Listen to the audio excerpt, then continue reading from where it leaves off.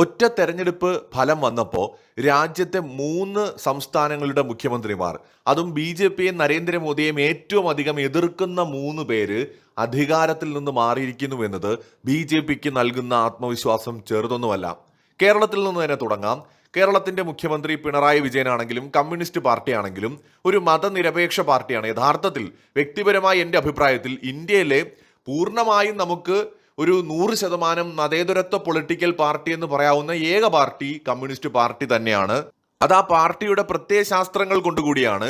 ആ പാർട്ടിയും കാലത്തിനനുസരിച്ച് ഇന്ത്യയിലെ രാഷ്ട്രീയ സാഹചര്യങ്ങൾക്കനുസരിച്ച് പലപ്പോഴും മത ജാതി സമവാക്യങ്ങൾ നോക്കിയൊക്കെ രാഷ്ട്രീയത്തിൽ ഇടപെടാറുണ്ടെങ്കിലും യഥാർത്ഥത്തിൽ 100% മതനിരപേക്ഷത അവകാശപ്പെടാൻ കഴിയുന്ന ഒരു മതേതരത്വ പാർട്ടി എന്ന് പറയുന്നത് അങ്ങനെയെങ്കിൽ കമ്മ്യൂണിസ്റ്റ് പാർട്ടി മാത്രമാണ്. ആ കമ്മ്യൂണിസ്റ്റ് പാർട്ടിയാണ് സത്യത്തിൽ ബി.ജെ.പിയുടെ ആശയപരമായിട്ട് ഇന്ത്യയിലുള്ള ഏറ്റവും പ്രധാനപ്പെട്ട എതിരാളികളിൽ ഒന്ന്. ആ എതിരാളിയിൽ അവശേഷിച്ചിരുന്ന സംസ്ഥാനമാണ് കേരളം. അതിൽ അവശേഷിച്ചിരുന്ന മുഖ്യമന്ത്രിയാണ് പിണറായി വിജയൻ.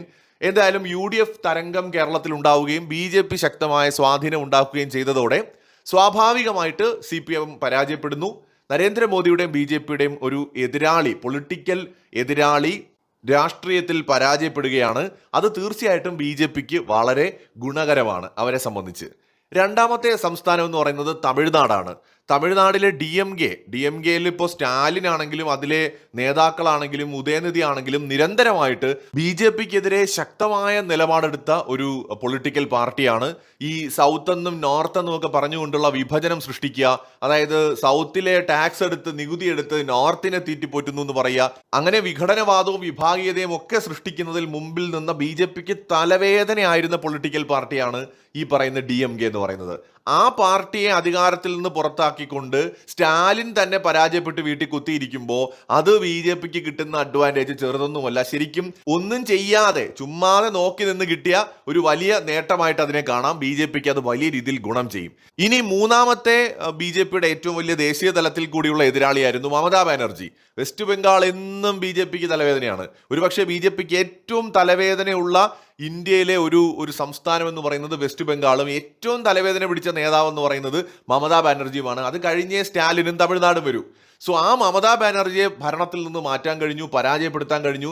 അവർക്ക് ആകെ ഉണ്ടായിരുന്ന വെസ്റ്റ് ബംഗാളിൽ നിന്ന് അവരെ തുടച്ചു മാറ്റാൻ കഴിഞ്ഞതിലൂടെ ഒറ്റ തെരഞ്ഞെടുപ്പ് ഫലം വന്നപ്പോൾ ലോട്ടറി അടിച്ചത് ബി.ജെ.പിക്കാണ്. അവരുടെ 3 പ്രധാന എതിരാളികൾ അവർക്ക് ഒറ്റയടിക്ക് ഇല്ലാതായിരിക്കുകയാണ്. തമിഴ്നാട് രാഷ്ട്രീയത്തിലേക്ക് വരുമ്പോൾ വിജയുടെ വിജയം പരമ്പരാഗതമായ ദ്രാവിഡ രാഷ്ട്രീയത്തിന് ഒരു പരിധിവരെ തമിഴ്നാട്ടിൽ അന്ത്യം കുറിക്കാനുള്ള ഒരു സാധ്യതയാണ് കാണുന്നത്. വിജയ് പൊതുവെ തെരഞ്ഞെടുപ്പ് പ്രചാരണ സമയങ്ങളിൽ വളരെ സോഫ്റ്റായിട്ട് മാത്രമാണ് ബി.ജെ.പിക്കെതിരെ സംസാരിച്ചിട്ടുള്ളത്. വളരെ ശക്തമായിട്ട് കടന്നാക്രമിക്കുന്ന ഒരു ശൈലി വിജയ്ക്കുള്ളതായി കാണുന്നില്ല. വിശേഷിച്ച് സ്റ്റാലിനും ഉദയനിധി സ്റ്റാലിനും ഒക്കെ ചെയ്തതുപോലെ ബി.ജെ.പിയെയോ നരേന്ദ്രമോദിയോ ഒന്നും കടന്നാക്രമിക്കാൻ വിജയ് ഇതുവരെ തയ്യാറായിട്ടില്ല. നിലവിൽ കേന്ദ്ര ഗവൺമെന്റുമായി സഹകരിച്ച് പ്രവർത്തിക്കാനുള്ള സാധ്യതകളെ കുറിച്ചാണ് വിജയ് സംസാരിക്കുന്നത്. മോദിക്കും അതുപോലെ കോൺഗ്രസിനും ഒക്കെ നന്ദി പറയുന്നുമൊക്കെ ഉണ്ട്. അപ്പൊ വിജയ് എന്തായാലും തൽക്കാലത്തേക്ക് ബി.ജെ.പിക്കെതിരെ ഒരു ശക്തമായ ആക്രമണത്തിന് സാധ്യത കാണുന്നില്ല. അപ്പൊ അതുകൊണ്ട് തന്നെ ബി.ജെ.പിക്ക് തൽക്കാലം തമിഴ്നാട്ടിൽ വലിയ രീതിയിലുള്ള ഒരു പ്രതിസന്ധി ഉണ്ടാവില്ല എന്ന് പ്രതീക്ഷിക്കാം. DMK അങ്ങനെ ആയിരുന്നില്ല.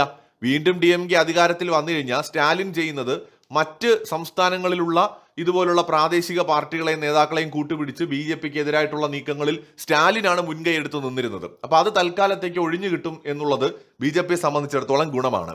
ഇനി വിജയുടെ രാഷ്ട്രീയ പ്രവേശനത്തെ കുറിച്ച് കൂടി പറയേണ്ടതുണ്ട്. ഇത് ആകസ്മികമായി സംഭവിച്ച ഒന്നല്ല. കൃത്യമായ തയ്യാറെടുപ്പ്, ഒരു ആസൂത്രിതമായ രാഷ്ട്രീയ പ്രവേശനമാണ് സംഭവിച്ചിരിക്കുന്നത്.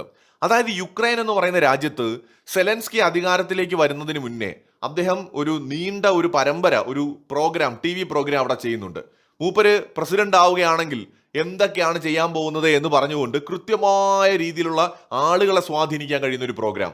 ആ പ്രോഗ്രാം കണ്ട ആരും വിചാരിക്കും, ഇയാളൊന്ന് പ്രസിഡന്റ് ആയെങ്കിൽ നമ്മളെ നാടൊന്ന് നന്നായനെ, ഇത്രയും വിഷനുള്ള ഒരു മനുഷ്യനാണല്ലോ എന്ന്. പിന്നീട് ഇയാൾ തെരഞ്ഞെടുപ്പിൽ മത്സരിക്കുന്നു. സ്വാഭാവികമായിട്ട് ആളുകൾ ഈ സ്വപ്നങ്ങൾ കൊണ്ട് അയാളെ തെരഞ്ഞെടുക്കുന്നു.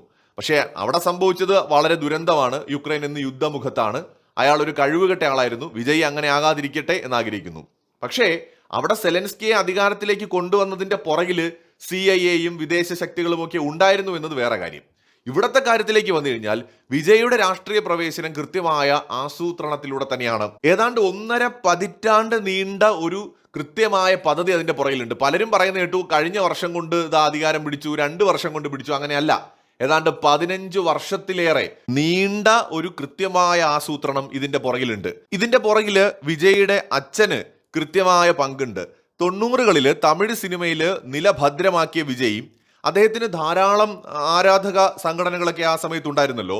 ഇതിനെ എല്ലാം കൂടി ഏകോപിപ്പിച്ചുകൊണ്ട് 2009 വിജയ് മക്കൾ ഇയക്കം എന്ന് പറയുന്ന ഒരു ഗ്രൂപ്പ് രൂപീകരിക്കുകയാണ്, ഒരു സംഘം രൂപീകരിക്കുകയാണ്, വിജയ് ഫാൻസിന്റെ ഒരു അസോസിയേഷൻ എന്ന രീതിയിൽ 2009. അങ്ങനെ പല പല സംഘടനകളായിരുന്നത് ഒരു സംഘടനയായി മാറുകയും വലിയ ശക്തിയായിട്ട് തമിഴ് രാഷ്ട്രീയത്തിൽ അത് മാറുകയും ചെയ്യുകയാണ്. ആദ്യ നാളുകളിൽ മുതൽ തന്നെ ഈ ഒരു സംഘടന ജീവകാരുണ്യ പ്രവർത്തനങ്ങൾക്ക് വലിയ പ്രാധാന്യം കൊടുത്തുകൊണ്ട് അതിൽ ശ്രദ്ധ കേന്ദ്രീകരിച്ചുകൊണ്ടാണ് പ്രവർത്തിച്ചത്. വിജയുടെയും അദ്ദേഹത്തിന്റെ അച്ഛന്റെയും ഭാഗത്തു നിന്ന് വലിയ രീതിയിലുള്ള സപ്പോർട്ട് ഈ സംഘടനയ്ക്ക് ഉണ്ടായിരുന്നു. സാമ്പത്തിക സഹായം വലിയ രീതിയിൽ ഉണ്ടായിരുന്നു.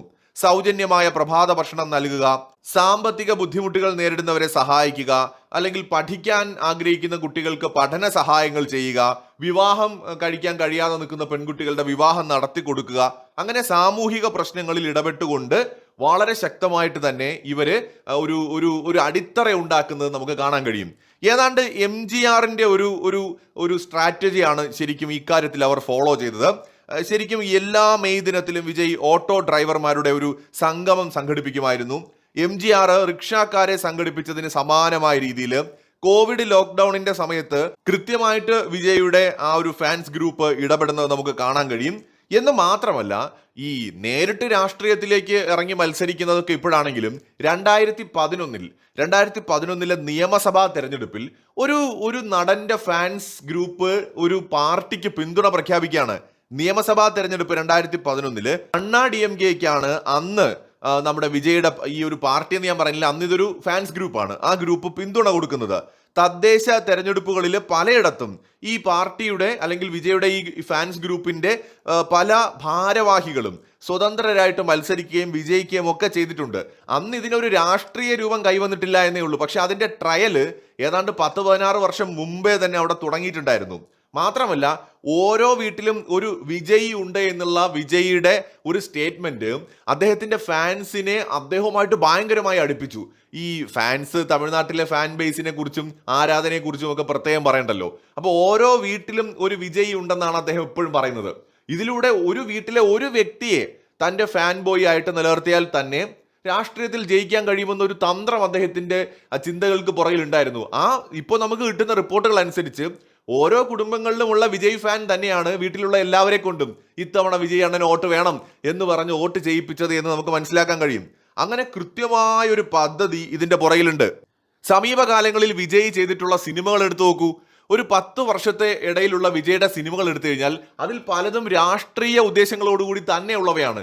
കൃത്യമായ രാഷ്ട്രീയം സിനിമകളിലൂടെ പറയുക, തുടർച്ചയായി സിനിമകളിൽ രക്ഷകനായിട്ട് അവതരിക്കുക, രാഷ്ട്രീയക്കാരുടെ കൊള്ളരുതായ്മയ്ക്കും അഴിമതിക്കെതിരെയും ജനങ്ങളുടെ നായകനായിട്ട് അവതരിക്കുക, ജനങ്ങളെ സംരക്ഷിക്കുന്ന ആളായിട്ട് മാറുക, ജനങ്ങൾക്ക് വേണ്ടി സംസാരിക്കുന്ന ആളായിട്ട് മാറുക, ജനങ്ങളിൽ ഒരാളായി പ്രവർത്തിക്കുക, സാധാരണക്കാരിൽ സാധാരണക്കാരായിട്ട് പ്രവർത്തിക്കുക. അങ്ങനെ സിനിമകളിലൂടെയും വിജയ് എന്ത് ചെയ്തു? അദ്ദേഹത്തിന്റെ രാഷ്ട്രീയം അദ്ദേഹത്തിന്റെ ആരാധകരിലും ഈ ആരാധകരിലൂടെ അവരുടെ കുടുംബങ്ങളിലേക്കും അദ്ദേഹത്തിന് എത്തിക്കാനും അവരെ തന്നിലേക്ക് ആകർഷിക്കാനും കഴിഞ്ഞിട്ടുണ്ട്. അപ്പൊ സിനിമകളെ അദ്ദേഹം കൃത്യമായി ഉപയോഗിച്ചു, അദ്ദേഹത്തിന്റെ ഫാൻ ഗ്രൂപ്പിനെ അദ്ദേഹം ഉപയോഗിച്ചു, ഒരുപാട് തവണ ട്രയൽ നടത്തി, ഒരുപാട് പരീക്ഷണങ്ങൾ നടത്തി, എന്നിട്ട് ശക്തമായ അടിത്തറ ബിൽഡ് ചെയ്തതിനു ശേഷമാണ് ഫൈനൽ ഗെയിമിലേക്ക് അദ്ദേഹം ഇറങ്ങിയത്. അപ്പോ ഒന്നും അറിഞ്ഞുകൂടാതെ പെട്ടെന്ന് ഒരു ദിവസം നമ്മുടെ കമൽ ഹസനും പ്രകാശ് രാജും ഒക്കെ ഇറങ്ങിയതുപോലെ അല്ല വിജയ് ഇറങ്ങിയത്. വിജയ്ക്ക് ഒരു റോൾ മോഡൽ ഉണ്ടായിരുന്നു MGR.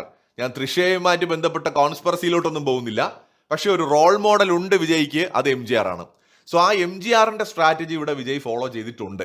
സോ ഇങ്ങനെ വിജയ് എന്ന് പറയുന്ന വ്യക്തിയുടെ ഈ ഒരു പൊളിറ്റിക്കൽ കരിയർ എന്ന് പറയുന്നത് അതിന്റെ പുറകിൽ വലിയ ആസൂത്രണങ്ങളുണ്ട്. അതൊരു പക്ഷേ വിജയുടെ അച്ഛൻ്റെതാകാം, വിജയുടേതാകാം, മറ്റാരുടേതെങ്കിലും ആകാം, നമുക്കറിയില്ല. എന്താണെങ്കിലും ഇന്ന് വിജയ് തമിഴ്നാട്ടിൽ മുഖ്യമന്ത്രി സ്ഥാനത്തിന് തൊട്ടരികിൽ എത്തി നിൽക്കുകയാണ്. വൈകാതെ അദ്ദേഹം സത്യപ്രതിജ്ഞ ചെയ്ത് അധികാരത്തിലേറുകയും ചെയ്യും. നിലവില് ഈ കേരളത്തിലെ പിണറായി വിജയൻ, തമിഴ്നാട്ടിലെ സ്റ്റാലിൻ, വെസ്റ്റ് ബംഗാളിലെ മമത, ഇത് മൂന്നും ബി ജെ പിയെ സംബന്ധിച്ചിടത്തോളം വലിയ തലവേദനയായിരുന്നു. വ്യത്യസ്ത പൊളിറ്റിക്കൽ പാർട്ടി, പ്രാദേശിക പാർട്ടികൾ, നിരന്തരമായി ബി ജെ പിയെ ക്വസ്റ്റ്യൻ ചെയ്യുന്ന പാർട്ടികൾ, പലതരത്തിൽ പ്രതിരോധത്തിലാക്കുന്ന പാർട്ടികൾ, ആ പാർട്ടികൾ പരാജയപ്പെട്ടത് തൽക്കാലം ബി ജെ പിക്ക് ഭയങ്കര ഗുണമാണ്. പ്രത്യേകിച്ച് കേരളത്തിൽ കോൺഗ്രസ് ജയിച്ചെങ്കിലും ഒപ്പം 3 ബി ജെ പിക്കാർ കൂടി നിയമസഭയിലേക്ക് എത്തുന്നുണ്ട്. അപ്പോൾ കോൺഗ്രസ് വലിയ ചലഞ്ചാണ് ഇനി ഫേസ് ചെയ്യാൻ പോകുന്നത്. ഇത്രയും കാലം ഒരു കോൺഗ്രസ് ഗവൺമെന്റ് നേരിടാത്ത ഒരു ചലഞ്ച് 2 പ്രതിപക്ഷ പാർട്ടികളെ നേരിടേണ്ടി വരികയാണ്. അതായത് പ്രബലമായ പാർട്ടികൾ. CPM ഓൾറെഡി കേരളത്തിലെ വളരെ പവർഫുൾ ആയിട്ടുള്ള പാർട്ടിയാണ്. ഇപ്പോഴും എനിക്ക് തോന്നുന്നു 20-25% വോട്ട് അവർക്കുണ്ട്. ബി ജെ പിക്ക് 12% വോട്ട് അവർക്കും ഉണ്ട് ഒറ്റയ്ക്ക് തന്നെ. സോ അത്രയും 2 പൊളിറ്റിക്കൽ പാർട്ടികളെ പ്രതിപക്ഷത്ത് ഇതുപോലെ ഇതിനു മുന്നേ കോൺഗ്രസ് ഗവൺമെന്റുകൾക്ക് നേരിടേണ്ടി വന്നിട്ടില്ല. സോ അവരും വലിയൊരു ചലഞ്ചാണ് ഫേസ് ചെയ്യാൻ പോകുന്നത്. അപ്പോൾ അതുകൊണ്ട് കേരളത്തിൽ ബി ജെ പിക്ക് വലിയ പ്രതീക്ഷ നൽകുന്ന ഒരു സാഹചര്യമാണ് നിലവിൽ.